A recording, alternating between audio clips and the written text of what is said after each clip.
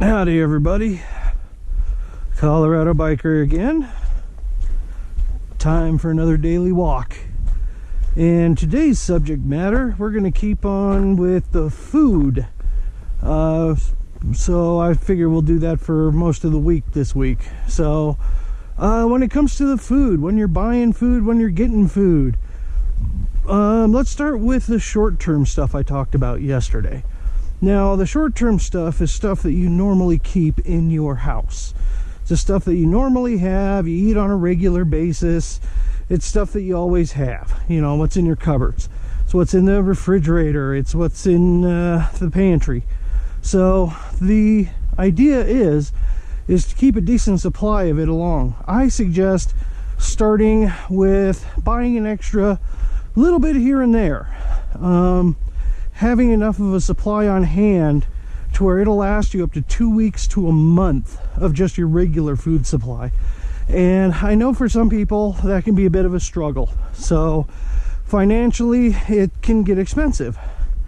But it means that all you have to do is occasionally just buy one more can of something, or one more bag of rice, or one more bag of pasta, and you build it up over time. This is something that you don't have to do all at once, because that can get expensive. I do realize that. Oh, it's right before sunset, so it's going to be pretty. So yeah, you can buy an extra can here and there. Buy that extra bag of pasta. You know, buy a little bit extra of whatever you use, just every once in a while. If you're going to buy a can of something, then buy two. Just don't buy one. Buy an extra one and then put it aside. Put it back somewhere where it's going to store good, if it's something that's going to store up. I'm not talking about fresh fruits, fresh vegetables, perishables. I'm talking about the other stuff, okay? That's the stuff that you're going to want to have stocked away, okay? And rotate your stock. Take the stuff that you get and rotate it. Okay, so that way you know that you don't have a can that's been sitting in there for 2 years and there's a possibility of it going bad. So what I do is whenever I buy something like that, I'll take a Sharpie, a permanent marker, and I will write the date I bought it on the can or jar or whatever, or on the package. So that way I know when I have it or when I got it. And I just look through the dates, you know, and when I buy it, I put it at the back of the stack of cans or boxes or whatever I have.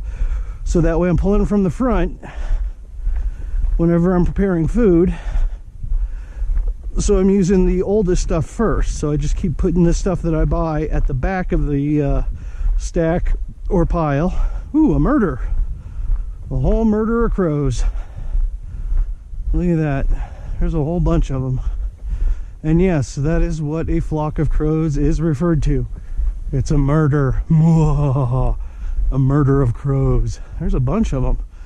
Not as big as the murders we've had up here before. We've had ones where there have been a couple hundred. But anyway, always in for a good murder. Anyway, so when you buy the food, you know, stick it away somewhere. That, you know, you're eventually going to end up using it, but rotate that stock. That's really important. That way you're always going to have fresh stuff, okay? And it's not going to just sit there and go bad. Now, some things you don't have to do that with. Like I mentioned yesterday, you can do the salt. Salt will last forever. Sugar will last forever. You know, certain spices, if you don't open the jar, you can put that stuff in the back, you know, leave it all sealed up and everything with the little foil seal or whatever on the top. It'll last a really long time as long as it's unopened, okay? Other things like honey, you know, look up some of the long-term storage stuff. Also things that are stored in vinegar or brine, things like pickles or olives. You know, as long as they're in that brine, they're pretty much going to be good for years upon years. Because that brine or the vinegar, the acid, is going to keep them in good condition. So it's going to keep them from going bad. That's why that was done in the first place. So, and the same goes for putting them in rotation, you know, rotate them out. So that way when you do use them, you're using the freshest stuff or the most recent stuff first, and the stuff, or the oldest stuff first, and you're going to be using the recent stuff later. So be sure and rotate that stuff out. Put those dates on it. That helps out a lot, especially if you move stuff around when you're looking for something else. Oh crap, which one was the old one, which one was the new one? Yeah, you just look at the date. That makes it real easy. So that's what I do. So keep an idea of what you're buying on a regular basis, what you can store for longer term. Now, like I said, I'd like to do 2 weeks, if not a month. I keep mine about a month to 2 months of food supply, of just the stuff that I use on a regular basis. So that way I've got a lot, because as you can tell, we get a lot of snow up here. There's been more than once I've been snowed in at the house for a full week. You know, I didn't have to worry. Hell, I had 2 months supply of food. So oh geez, back in what, 2003, we got snowed in for almost 3 weeks. You could not leave. There was 12 feet of snow up here. 12 feet, okay? They had to bring front end loaders in here to clear the snow, to clear the road. They used front end loaders and bulldozers, and it still took them a week to get the road cleared enough to where we could actually get down to town.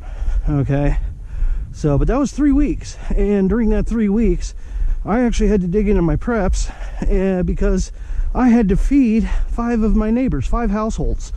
So that's why I keep a lot extra on hand, so that way if we have another storm or another event like that, I can help out my neighbors.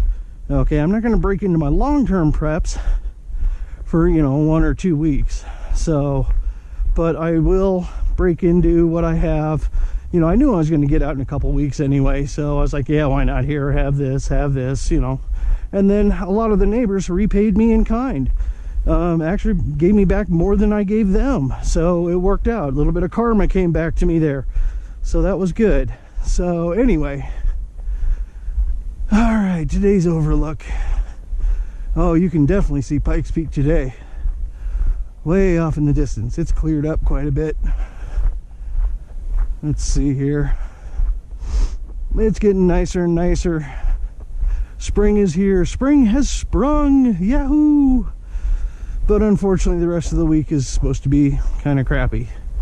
So there we go. Another good view. Beautiful day. Okay, anyway, so that's about it for your short-term stuff. So have a little extra on hand. Sometimes, you know, there's a lot of people right now in the Midwest, places like Nebraska, anybody around the Missouri or Mississippi River, they're going to be hurting because of all the flooding. You know, some of them are going to be hurting because they don't have a food supply on hand. You know, there's some towns that got cut off entirely from anywhere. They were having to fly in supplies. So if you have a few weeks of food stashed away up to like a month, then you wouldn't have had to worry about that. You'd been, okay, well, I can just use what I got, you know, or find out, okay, well, it's going to be a week or so. All right, well, I'll give my neighbors a bit, you know, just tell them, hey, just pay me back when you get to the store. And they always do. People are good like that. So, but yeah, put some extra aside, put some hidden away, you know, stash it somewhere as well. You can do that. And that's where, you know, getting a food supply built up is some of this stuff. Then eventually, you know, if you don't use it in enough time, then you can move it to your long-term storage. So that way you'll have some stuff in your long-term storage as well. But for anyone starting out, I suggest just starting out with what you use on a regular basis, what you use on a daily basis. Okay, put that aside. Buy a little bit extra at a time. It may take you a while, but you can do it. That's how I started. That's how I started a long time ago. And it does work. It's an effective method. It definitely does work. So, and then once you get used to doing that, then you can move on to, you know, getting more and more, and then eventually we're going on and moving on to buying stuff for long term. And that's when you can really get into it. So just don't get into it too much, okay? You got to have a life on the top of it too. So, but that's about it for today. And I'm going to continue on with the food stuff probably for the rest of the week. So we'll talk about this, and then next week we'll move on to another subject. If you have a recommendation for a subject for next week, I'd love to hear it. Just leave a comment below. And thanks again. Remember, like, subscribe, hit that little bell icon so you get the notifications.